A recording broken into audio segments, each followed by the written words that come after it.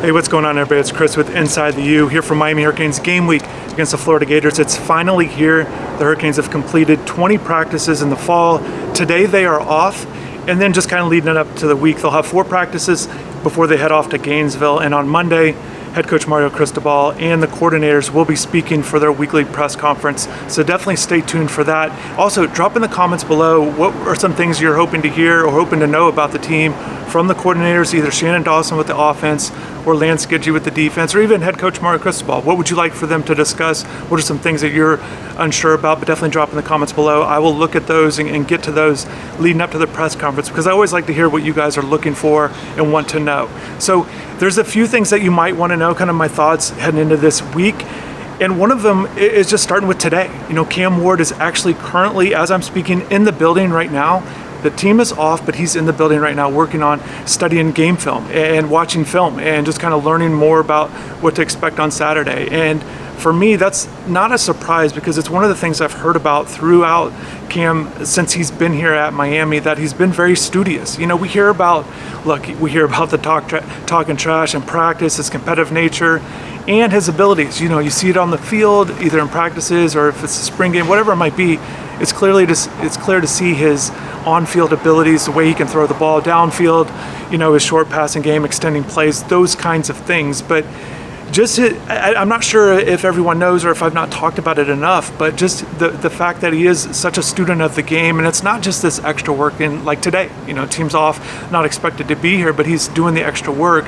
He's been doing that kind of consistently. And another example is just kind of, you know, breaking out the iPad and breaking down plays with his teammates. Or another example is him wanting to know about the defense, you know, talking to defensive linemen, you know, and he's had battles with them throughout fall camp, all of the guys. He's kind of gone at it with them and been competitive. But he also wants to know from them why they're doing certain things. And I feel like I'm hearing more of that. And I like to hear more of that, because I think it's such an important thing, where it's not just on the same side of the ball, players trying to learn more about, for example, a defensive lineman trying to know what a linebacker does or whatever it might be, but crossing the side of the ball to know maybe what to expect from their opponents, how they see things. That's one of the things that's great about a team. And I think that's one of the things that you're seeing with this team, and one of the things that can make them successful because of that maturity, a lot of experience on both sides of the ball. You're talking about a lot of guys, not just here at Miami, but guys that have played elsewhere that have a lot of games, a lot of experience under their belt. And I think this kind of maturity can really help this team moving forward throughout the season, regardless of what happens Saturday or however the game goes, either positively or negatively.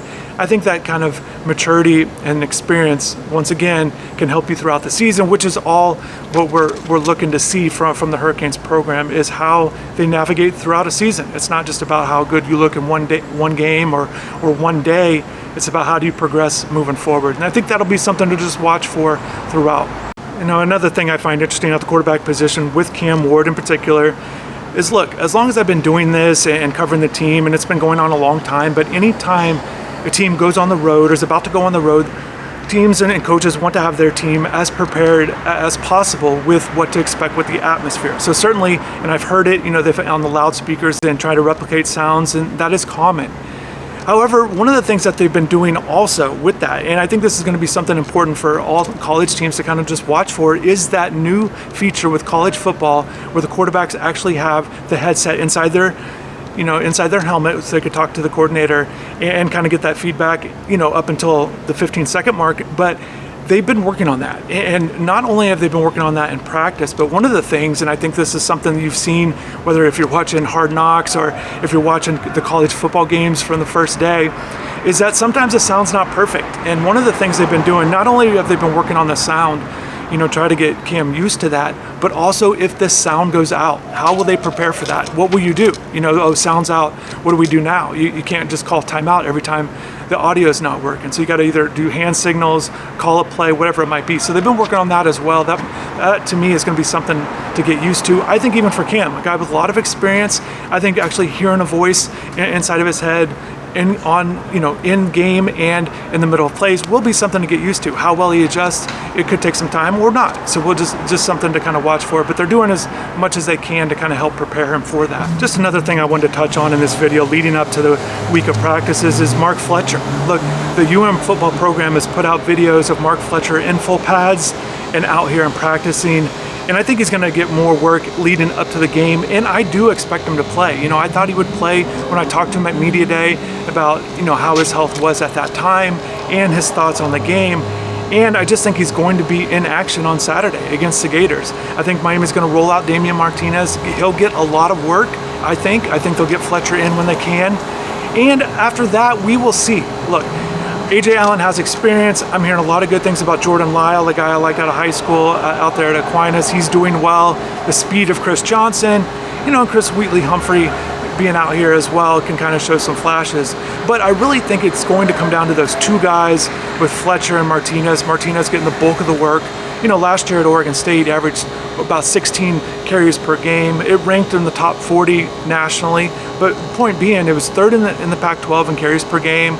He would have been fourth in the ACC if he played in the ACC, third amongst running backs. So he's been used to getting that heavy workload. I think that they do want to maybe pull him back a little bit, but I still think he's going to be in that, you know, that 12 to 20 range. I know that's a big range, but I think he's going to get the bulk of the work, and he's been doing a great job out here of making plays, not just with what he sees with his vision, has very good vision and patience with the line, and a lot of his big runs, you know, at Oregon State have come because of that good vision, and even at practice out here, good athletic ability. Again, another 225, 230-pound back like Mark Fletcher, but a guy that really can reel off big runs because of his patience as he lets his natural physical abilities that he's been working on also, you know, just kind of take over and allow him to have those big runs. That's just my personal opinion on Fletcher there and his availability for the game. Another guy maybe to keep an eye on is Jacoby George, who told us earlier in fall camp he was dealing with a finger. He called it a tweak. Then that kind of bothered him for about a week or so, but I think he'll be available as well. And I think the wide receiver position talks so much about Cam Ward, but just having those three veteran guys with Xavier Restrepo, Jacoby, and Sam Brown, but also, you know, a guy like Isaiah Horton, an upperclassman that has played some, not a lot, does have some catches, but not a lot. But he's a guy I think is going to be in that top four for the team. I think they think highly of him. I think he can contribute as well. Also, definitely keep an eye on JoJo Trader, Ray Joseph.